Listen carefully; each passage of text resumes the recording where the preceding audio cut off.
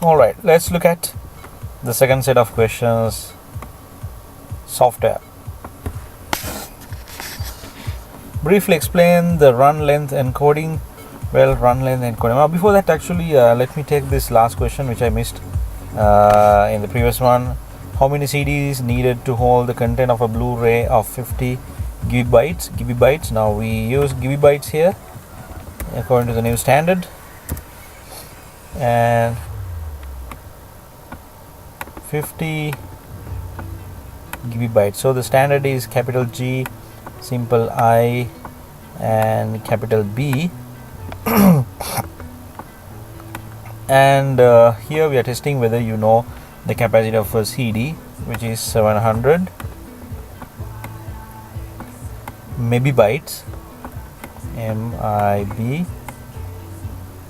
Right, so according to the new standard, the conversion rate is 1024. So if you multiply this by 1024, you get megabytes,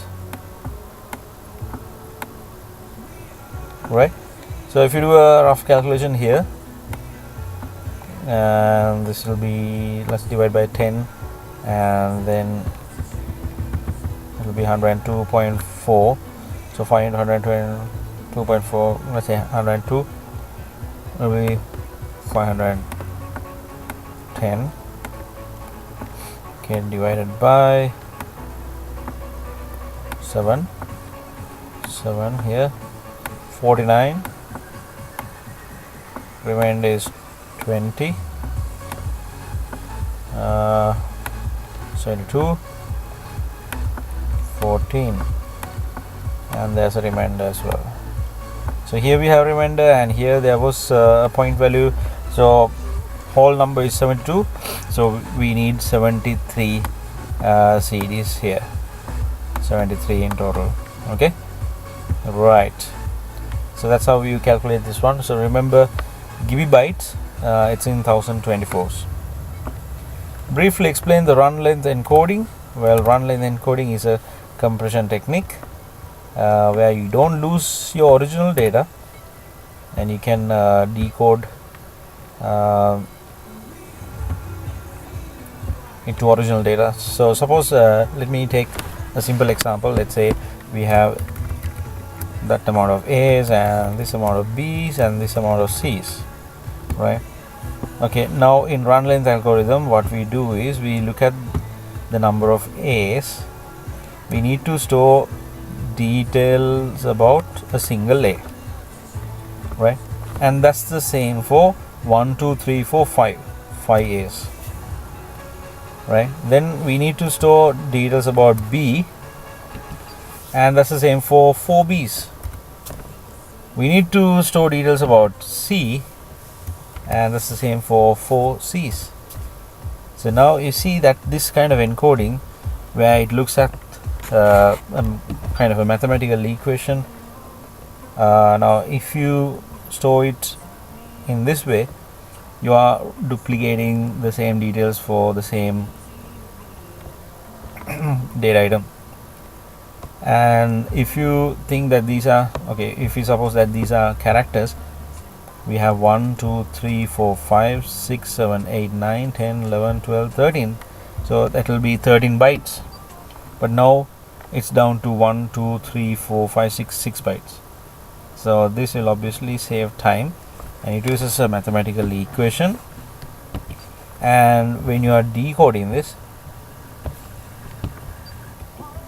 now this is encoding and this will be decoding. Okay, so that's the run length algorithm, or run length encoding in simple ways, simple terms, right? Okay, right, two applications of file expression. Well, file expression will reduce the file size. So one advantage is that when you are sending files over a network, right, there will be some limitations of data transfer. So if you still want to send it as a single file, you might go for compression, right, if there are data transfer limitations. The other advantage is that compression saves storage space. So If you are archiving data, we can utilize the space and somehow backup or archive all the data by compressing, right? Name two features of a network operating system. Well, network operating system is a special operating system found in a centralized network. The clients have a network and it's in the server, such as Windows server, and it contains a lot of features to help centralized administration by the admin in the central server, such as you can create user accounts, you can manage them, you can set access rights, run application, run installations, run virus updates, all these things, reset passwords. All these things can be done through the network operating system centrally. What is meant by formatting a disk? Well, formatting a disk would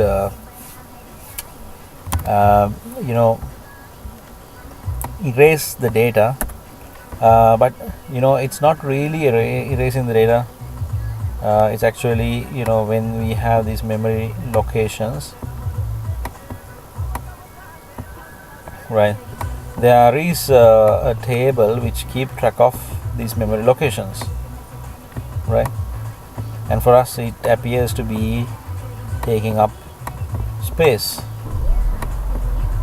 Okay, right. So in formatting, what actually happens is it cuts this reference, so it appears to us as we have free space, but actually those ones and zeros of the files that we had are still there, but for us it appears to be nothing in the storage. So it erases the content, and also it recreates the file allocation table, right, which keep track of the memory locations. So it recreates the file allocation table, FAT, and it recreates the file system like FAT16 and NTFS. And then what happens is when we store data, it will replace the existing ones and zeros, and it will create a new reference to those memory locations. That's what happens. Okay, so it's a security feature that after you format your disk, you need to do it over and over again, filling junk data so that previous data will be gone, overwritten. But basically when you format, it erases all the data, and also it recreates the file system for you to use it as a new storage space. Write 3 examples of security provided by the operating system. Well, it provides user accounts. You can set access rights such as read, write, execute. You can have a firewall. Operating system comes with a firewall so that you can control the data going out and coming in, and you can create user accounts. You can use access rights, and then you can use encryption when you're transferring data. So all these security options are there, and you can have passwords to log in. You can have patterns, biometrics. All these are checked by the operating system. Explain what is meant by what if analysis related to spreadsheet modeling. Now, first of all, modeling is recreating a real world scenario in the computer, and then you take data from the real world, insert them into the model, and see how the model behaves and what kind of information we can derive out of this to take decisions. So we can ask what if questions, like what if I change this value, the expense, and then what happens to the profit? What if I change the minimum charge per kilometer, what will happen to the grand total? So these what if questions can be asked in spreadsheet modeling using functions and formulae. Two features of project management. Now, project management is an application software used by project managers to make the project more successful. It allows you to break down the project into multiple tasks. You can allocate dates, you can allocate resources, you can show dependencies, that is, one task has to be finished before the other one starts. And also it allows you to find the critical path. Now, critical path is the shortest set of dependent tasks, and if these tasks are completed, you have finished most of your project. So critical path analysis is very important. That's such as like foundation is done in a building project, foundation is there, and then you start columns, then the walls maybe. So there's a sequence and they are dependent. One has to finish the other one before the other one starts, and it's the shortest length of steps. Right, two features of proprietary software. Well, proprietary software are the owned software by a company. Two features: you get customer support, you get updates, you get security patches, and you get more functions than its opposite, open source. Two advantages of using open source: you get the source code, so you can make revisions, you can add functionality, and also it's free. It's free to use and free to distribute, so it's an alternative to proprietary software, whereas proprietary software you need to buy. Okay folks, that's software. We will meet again with memory and process.